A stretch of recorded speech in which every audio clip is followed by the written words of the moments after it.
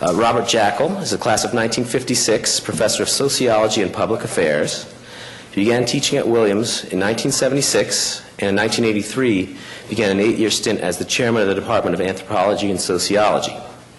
He led his colleagues to establish a joint curriculum that's still in place, one that's noteworthy for its interdisciplinary creativity and for its focus on actual social worlds, not on parochial disciplinary quarrels. Professor Jackall was named the Gaudino Scholar in the summer of 2001, and immediately after 9/11, the college asked him to use the resources of the Gaudino Chair to help frame the institution's responses to the terrorist atrocities of that day.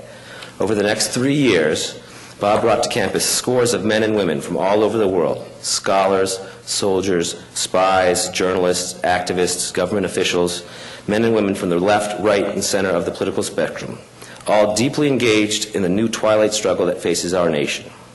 He also brought to campus a group of 21 alumni who survived the attacks at the Twin Towers to recount their own harrowing first-hand views from ground zero.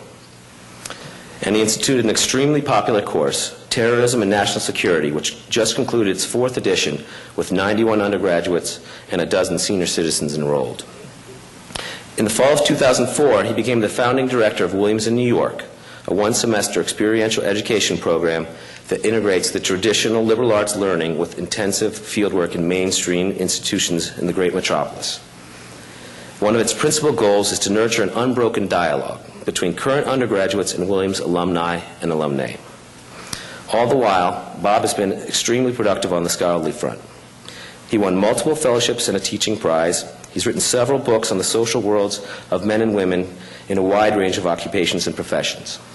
His 1988 book, Moral Mazes, The World of Corporate Managers, has won numerous prizes and is considered a classic exploration of the actual occupational ethics that guide managers' behavior in big organizations. Bob's extensive fieldwork with detectives in New York City, in the New York City Police Department, produced 2 books, Wild Cowboys, Urban Marauders and the Forces of Order, and Street Stories, The World of Police Detectives. These are the subject of his talk today. Ladies and gentlemen, I'm pleased to introduce Professor Robert Jackall.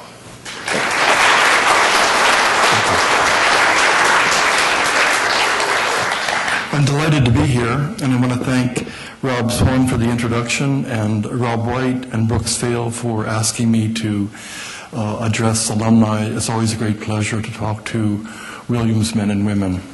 I'm happy to see some of my own students in the audience, and actually they are live specimens for the starting point of my talk.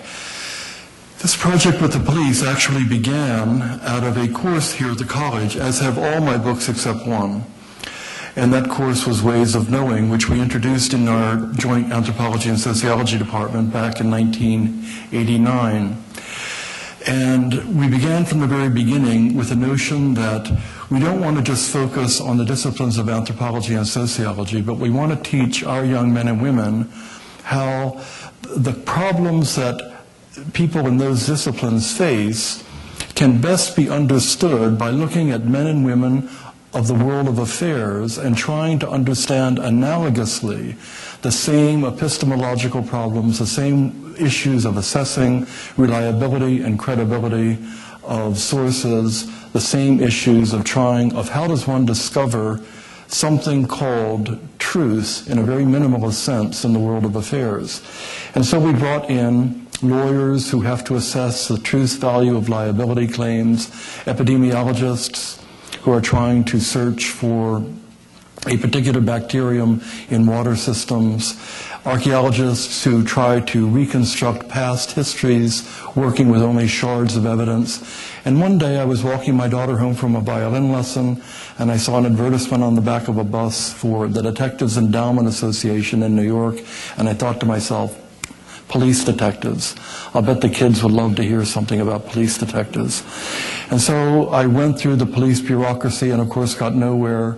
And then one day I called this endowment and I reached a woman who intuitively and immediately understood what I wanted to do and sent up to the college 2 wonderful detectives, one a man called Al Marini, whom I've always called the reading detective, a man only with a high school education but who reads widely and broadly in virtually every field, and a fabulously interesting man called Jerry Giorgio, who has handled many of the most important cases in the New York City Police Department. And after I heard Jerry speak, I decided that I had to go and study this group. That's the way this project came about. There are larger intellectual frameworks, and one of them emerges out of many of the battles that happen right here on the Williams campus. The postmodern dismissal of Aristotelian epistemological frameworks that has occurred in all of the humanities disciplines and in many of the social science disciplines was certainly one of the intellectual backdrops for my research.